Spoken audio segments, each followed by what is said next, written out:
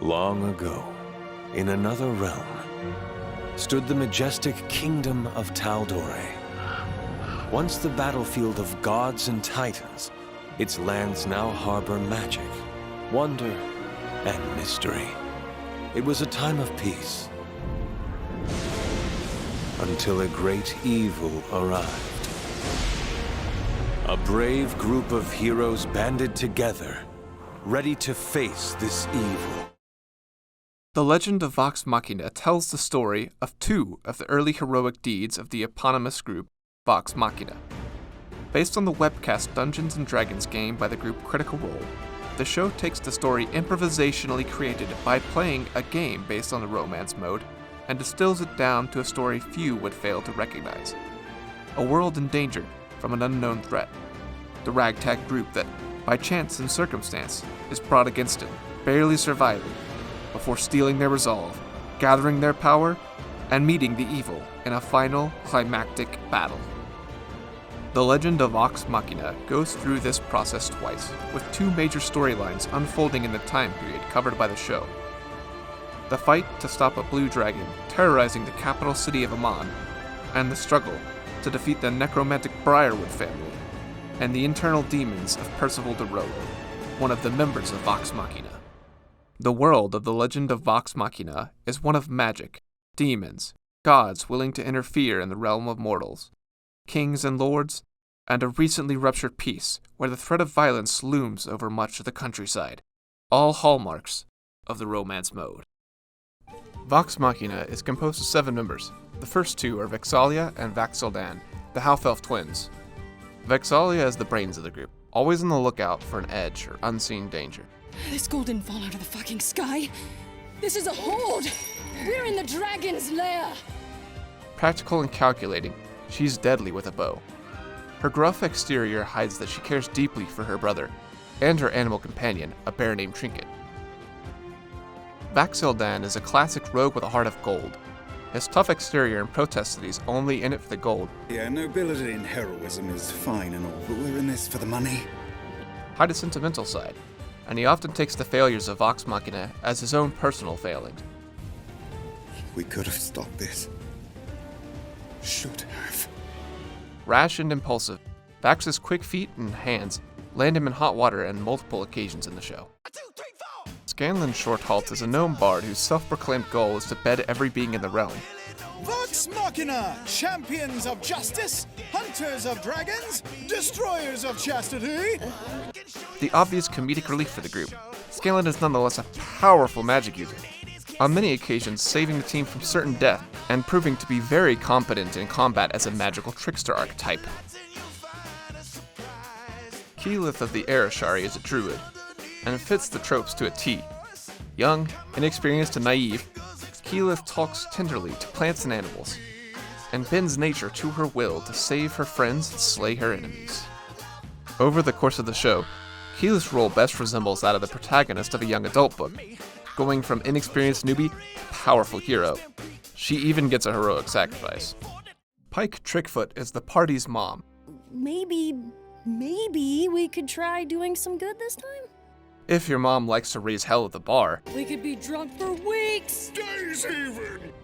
A gnome paladin, Pike has a crisis of faith in the gods, believing that they disapprove of her hard partying ways. She undertakes a journey of self-reflection in order to regain her faith. Unless you didn't sever it. I did. And returns to smite evil with heavenly fury. Grog Strongdraw is the big, dumb brute of the group. In combat, this Goliath barbarian unleashes his bloodlust to tear his enemies limb from limb, stopping only to ask if the resultant puddle of blood and gore is dead yet. A demon to his enemies, he's a big, lovable oaf to his friends. Doom? We don't know the meaning of the word. Well, I certainly don't. Especially his best friend Pike. I'm pretty sure they're just fancy shots, Grog. 2 for you, and 3 for me. Cheers! What are you looking at? Percival Frederick Stein von Muso Klasowski de Rollo III is the only surviving member of the ruling family of Whitestone. Having narrowly escaped his family's assassins, hatred and anger turned his education towards building fearsome firearms with the intent of revenge. Haughty and refined, Percy is the troubled regal bad boy of the group, and his troubled past is the focus of the second part of the show. Bad dream? Is there any other kind? The first arc of the show opens with Amon's peace being ruptured by a mysterious and powerful evil. Vox Machina have a much more mundane obstacle. They're broke. We got no money, no place to live, and fuck all for prospects. Well, perhaps if someone didn't accidentally decapitate the last fellow who hired us. I apologized, didn't I? The group chances upon a flyer seeking adventurers to slay the evil inflicting the land and decides to pursue it. This is our purpose. Fighting for justice, for glory, protecting the kingdom and stuff. The group meets with the king and future allies Allura and Lady Kima. After flying out to a town near the latest attacks, Vox Machina discovers from a chance encounter with a few children that whatever did this flew off to the mountains. Something flew right over us. It knocked down the big tree on the hill. We heard wings beating, but we couldn't see it in the storm. But it was big. Really big. Yeah.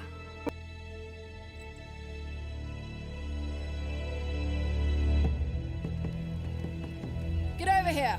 Trinket found something. After successfully following the trail suddenly goes cold, right before a massive dragon attacks them. Clearly outmatched, Vox Machina barely manages to survive, and prepares to abandon their dangerous quest. Then we walk away from all of this. It's not worth it. Returning to the town, they find it's been entirely destroyed, providing our heroes with the necessary motivation for them to seek vengeance for the townfolk. This serves as the true rupture in Vox Machina's lives. Their only choices now are to return to a life of petty adventuring for gold, or ascend to protectors of the realm by slaying a dragon. Thinking of a rhyme for dead dragon? 'Cause I guess we're killing one. No longer in it for the money, Vox Machina turns to their allies for help, discussing the blue dragon with Allura and Magical Emporium owner Gilmore, who lampshades the entire mode by offering a lance of dragon slaying for 20,000 gold, a clear Sir Gawain reference. After following a red herring stumbled upon by chance, the group finds that the king and council have been deceived by one of their members, who turned out to be the dragon Brimscythe. Didn't see this one coming, did you, Fix? Engaging Brimscythe in his lair, the party tricks Brimscythe by playing to his ego and their reputation as buffoons to slay the beast before narrowly escaping. Returning to Amon, the group is hailed as true heroes for the first time, though they find their promised monetary reward leaves a bit to be desired. Keys? Parchment? Where's our reward? You're holding it. The deed to your new keep here in Iman. Part 2 is the majority of the Legend of Vox Machina, and consists of the party dealing with classic evil power couple Delilah Briarwood, a powerful necromancer, and her husband Silas Briarwood, a vampire. The two have history with Percy, as they orchestrated the assassination of his family. The team attempts to use a royal banquet, hosting the Briarwoods, to uncover information about them, but Vax is discovered and the entire group nearly killed by the Briarwoods, quickly establishing them as a potent threat in a fight where they showcase their dark magic and unholy healing and fighting powers. Placed under house arrest by a charmed king of Amon, the team begins working on a way to clear their name and prove their innocence when they are attacked by undead creatures that are invulnerable until exposed to light. Vox Machina sets off to take the fight to the enemy, and arrives in Percy's hometown of Whitestone to find it a dark hellscape. After meeting up with the local resistance in a chance encounter, Percy's lineage is quickly revealed to the resistance, who asks him to lead them. A trusted Derolo can lead them to freedom. They'll listen to the rightful heir. Percy rejects his lineage at first, claiming outwardly that he is no greater than any other member of the resistance. From Percy's increasingly aggressive behavior, and the aura of smoke that surrounds him when confronting the Briarwood's henchmen, the group begins to suspect that his refusal may be more based on a desire for revenge, trumping any desire to lead Whitestone. Finding out Percy's sister Cassandra is still alive, the team changes tack to rescue her at Percy's behest, showing that Cassandra is Percy's thin tether to a life not hell-bent on revenge. Sorry, Archibald. Right now I'm only thinking about my sister. While Scanlan plays up his roles as funny annoying guy and magical trickster to stage a massive distraction, the group narrowly saves Cassandra, and Percy slays one of the main henchmen of the Briarwoods. The team sends up the Dorolo symbol into the sky to rally the town, only for Delilah Briarwood to start a zombie apocalypse. After a rousing speech by Percival, and Vax professing his love to Keyleth, Hey, you know I'm in love with you, right? What? Now? I mean, this is like the worst time! the team seems to be making their final stand when Pike descends in heavenly light to destroy the evil undead. Sup? Vox Machina infiltrates the castle, only to be trapped in a classic acid trap. An acid trap? Oh, real fucking original! Where the party is betrayed by a charmed Cassandra, and Vax's gamble to save the party results in him being charmed as well. Bit of a slow learner. The party is saved by Percy's mechanical knowledge and Grog's toughness combined with Pike's holy healing. The team catches up to the Briarwoods in the dramatic setting of an evil ziggurat, and the final battle begins. Brothers and sisters fight, with Vox Machina trying to subdue their wayward siblings without killing them, while Keyleth and Pike call upon the power of light to defeat the Briarwoods. Taking Delilah captive, Percy expresses a concerning amount of relish for the revenge he will have on her before the party confronts him. I'll shatter your ankles for my sister Vesper. Your hands belong to Julius. Each Dorolo will have their pound of flesh until I flay the skin from what's left of you. Oh, okay, Percy, taking this a little far. Hey, why don't you just lower the... It is revealed that Percy's thirst for vengeance drew a demon to him, and Percy's acting on his dark impulses have left the demon largely in control. Kill you all! The party struggles to get Percy to come to his senses while he unloads on them, but ultimately, Percy is able to overcome the demon with a little help from his friends. Percy, free of his literal demons, forgives Delilah as she taunts him, but Cassandra is less forgiving. I'm glad you forgave her, brother. But I could not. The party returns to Amon as true heroes and enjoys a brief respite before fate conspires to set up a sequel hook. The character descriptions and plot both well demonstrate how the show is steeped in the romance mode.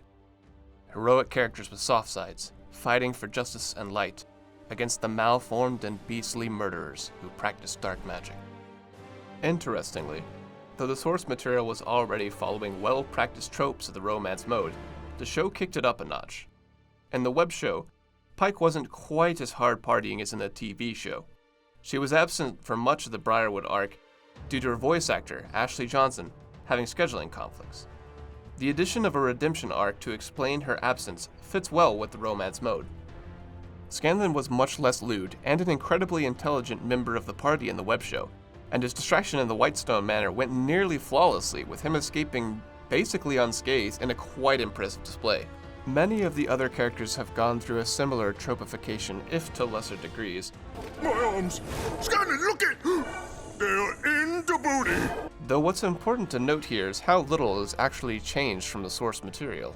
The fact that a story that fits so well into the romance mode was generated by a few friends mutually improvising to make a story is a testament to the cultural power of the romance mode.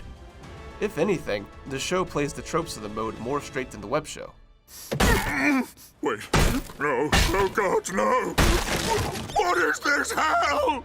Thanks to the Briarwoods, all our resources are dwindling, including ale. I will fucking murder everyone! The characters, the evildoers, the story, and the setting are all excellent examples of the romance mode's themes and motifs. Thanks for watching.